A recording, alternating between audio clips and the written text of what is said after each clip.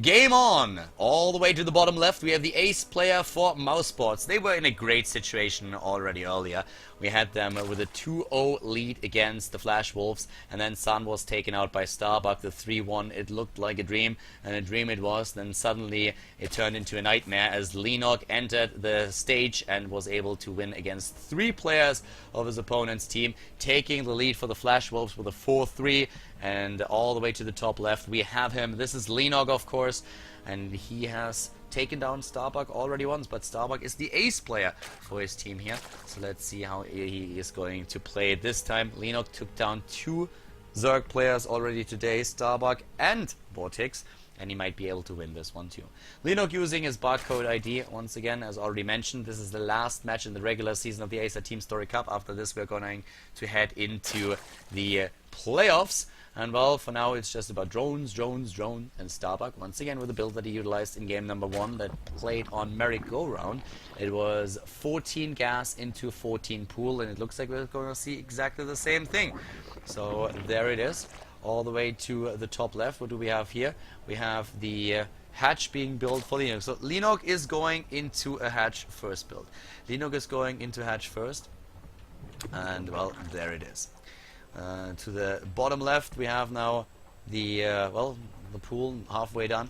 And with the pool halfway done, this is actually going to be one of those scenarios where we will still see the gas much faster for StarBuck, the queen faster for him, and he can put aggression on. If he scouted though, Leenock will be able to prepare for that, and Leenock did very well in the first game that the two of them play to shut this down.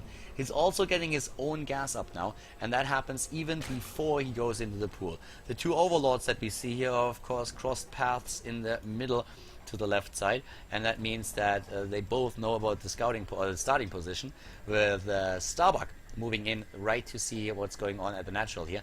Sees the hatch. StarBuck is getting those Zerglings now, and that's something that Leenock does not know.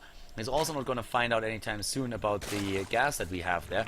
Might see the Zerglings, and yeah, sees the Zerglings moving out, and that should immediately trigger his response. And StarBuck this time is going for full-on aggression. He says like, alright, last time I played it without the Baning Nest. This time I'm going to go and throw that down. No expansion for him just yet, whereas Leenock already has his completed. So Banelings it is, and now it's all about the defense for Leenock. Will he be able to defend or not? 6 Zerglings and a Queen are being built right away, and this is all about him defending now. A Spine Crawler would go a long way for Leenock now. Starts his speed upgrade, or he could, and he does that right now. There's the Spine Crawler before he starts the speed upgrade, exactly what he needs here. And let's find out how exactly this is gonna play out for StarBuck, because he needs to do damage, and he needs to do that fast. If he doesn't do it, then he's gonna lose this game, because he's currently way behind in economy. Well, so far we've seen for Leenock a very decent defense here. That first bailing is not gonna happen, that second one is not gonna happen either, and we already have StarBuck with more Zerglings built as Leenock has his Spine Crawler. And Leenock is also going into the Speedling upgrade now. So we do have speed for StarBuck, but we also see additional queens being built. That Spine Crawler all the way at the front. The queen starting to help out here. Second queen coming in to block the ramp. Things are not looking good for StarBuck. StarBuck is now getting his own base, but Leenock is still the one who has 2 bases already. Has a double queen there at the front. Is getting a 3rd queen in.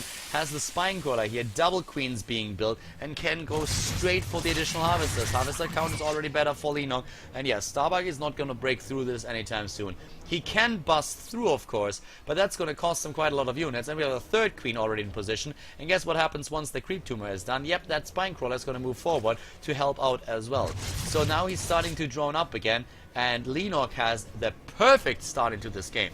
Like, it doesn't really get a lot better than that. It doesn't get much better than what we currently see for Leenock here. He has the faster expansion, he has a lot more queens than his opponent, he has a really nice defense. He's getting the his drone count up much faster than his opponent now with what he has, and that base is not completed. So he's starting to saturate 2 mineral lines.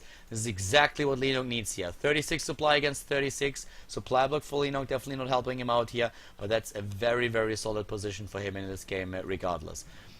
Moving back once again, and well, there we go. Queens are in position. They can make this work for now. We have also the Zerglings now rushing down to the bottom. Banelings are being built. Harvesters are now being produced for both of them. 21 against 25. StarBuck in a bit of a Harvester lead, actually. But of course, the Zerglings are now moving in, and there is not really a lot. Could snipe a Queen if he gets like a... Whoa! There's a Baneling, though, and that Baneling already working out for him. So Leenock just starting to drone up here. And, well, rings are going down. So currently what we see is Letek started for both of them. It actually starts to equalize a bit. Not all, yeah, resource loss is nearly the same, and it really starts to equalize. The additional Queens are, on the other hand, for Leenock, they are a big asset that he has. They will help him with the creep spread as an early warning system. They will help him with the defense, and it also going to help him against potential Mutalisk if we see a Mutalisk game. Helps him against the Zergling counter aggression. He can just drone up without any worries in the world. So far, it's a pretty solid position here for Leenock indeed. StarBuck is starting to come back into this with 39 harvests against 34 now, so he has to close this gap. He's currently trying to do that. Builds a spine crawler on his own to be safe. We have additional gases already taken for Leenock. Currently, more gases for him. Well, actually see for StarBuck nearly the same amount now that he builds another one. That spine crawler is being attacked and transfused. He has so much transfused energy, he should be able to keep that alive, and yeah, that's definitely going to work out for him. So he can just move forward and start to take his third base. And that's going to be a safe third at that. There are the Mutalisks being built, or at least the Spires for now. So those Queens that I was mentioning earlier, they are going to help Leenock with the defense against the Mutalisks. A Baneling nest for Leenock now as well. And the Zerglings still trying to move in, but not doing anything here. Harvester count 43 against 47. That third base is going to be built eventually. The Queens are already moving down here. And the block all the way at the gap. Here comes the drone about to take down that third base. Third base also being built now for StarBuck. We have in the top of the map an Overseer trying to spot what's happening. And he sees the spy attack.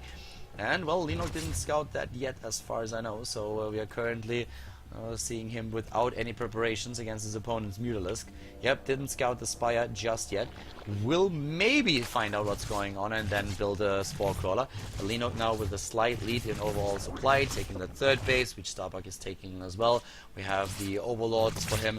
He's moving across map, both of them. The Queens are actually taking down the first one. They might be able to snipe this one as well, at least if this Overlord is following it, which doesn't really look like he wants to do. Leenock is moving also in now with the with his few Banelings that he has. Yep, no high ground vision any longer, so the Queens fall back. That Overlord could have been annihilated. Nice army supply lead here for Leenock, by the way. 41 against 22. Oh, that was close. Yeah, the Zerglings definitely wanted to go into the to the main base, but the Baneling was already there. So it didn't really work out for him in the end. So Mutalisk count is now 7 against 5, more being built for Leenock, and also with the gases that he has taken a bit faster than his opponent, he goes into the armor upgrade. The same what we see for StarBuck now. Both of them are trying to make the same style work. Well, of course, the Mutalisks are now starting to go straight for the... Oh, yeah, they're Mutas versus Mutas. Better numbers currently for Leenock, saving his Overlord for now, and can take down the Overlord of his opponent. His Mutalisk numbers are a bit better. Gets 1. He has 8 against 5 on the map. And shields his own Overlords. So he has one Overlord over here. This one he can't save though. This one he will not be able to save. StarBuck is supplier blocked. Leenock will be supplier blocked as well. He currently is. And yeah, right here we have another Overlord taken out. StarBuck needs a few more. He builds 4 already. That Overlord apparently has a death wish. Like, I have no idea why he's not moving back. Like, trying to bait out his opponent. Well, now he's gonna die for it. Leenock is trying to take that fight apparently, and he can. He has, well, actually he has 1 meters less than his opponent. 3 being built for him. That puts him up in the lead again. He has the Zerglings on the ground though, and that's also going to help him a lot, because now we have 70 supply against 40, so it's not only about the Mutalisks, it's about the Zerglings that can always just rush in and do damage to that third base, where we now have a Spine Crawler being put into position. Armor upgrades on the tab. We have now Spore Crawlers being built, trying to protect the bases. I would be surprised if we don't see one for Leenock over here, and we do.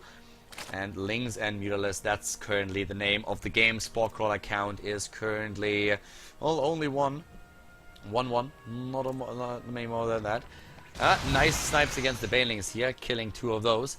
Mutalisk, let's have another look at that. 20 against 19, yeah, he's losing 1. Well played by StarBuck so far. He supply blocked again. Let's look at that supply block time for a second. Supply block time for Leenock, 126 seconds. The Queen is helping out here. Can transfuse now as well, which it actually does not. A bit surprising to me. Another Queen with another win. We have now 3 against 2 being killed. Banelings against Zerglings. The attack here over at the third base. And yes, StarBuck is losing quite a lot of units there. But Leenock also lost his supply lead that he had earlier. The Queens for Leenock moved all the way across the map and is starting to transfuse again. That Spore Crawler is going to help out a lot though. 17 against 13 Mutalisks for now. Leenock is losing the Mutalist lead that he had. He's actually losing a lot of supply. In resources lost, StarBuck might have lost a bit more than his opponent, but this is a pretty devastating battle for Leenock when it comes to the Mutalist alone, and Leenock loses it. StarBuck has won the game. The Zergling aggression was met by Banelings and the Spine Crawler, and the Mutalists running into Spore Crawlers didn't help. Suddenly, it's the 4-4. It comes down to the ace match. Leenock had the lead in supply. He had the better Mutalist numbers. He was moving in, utilizing those Zerglings on the ground, but the Banelings of StarBuck taking them down. Leenock dropping in supply, and now suddenly it's down to the ace player of the FlashWolf. It all comes down to the 9th game.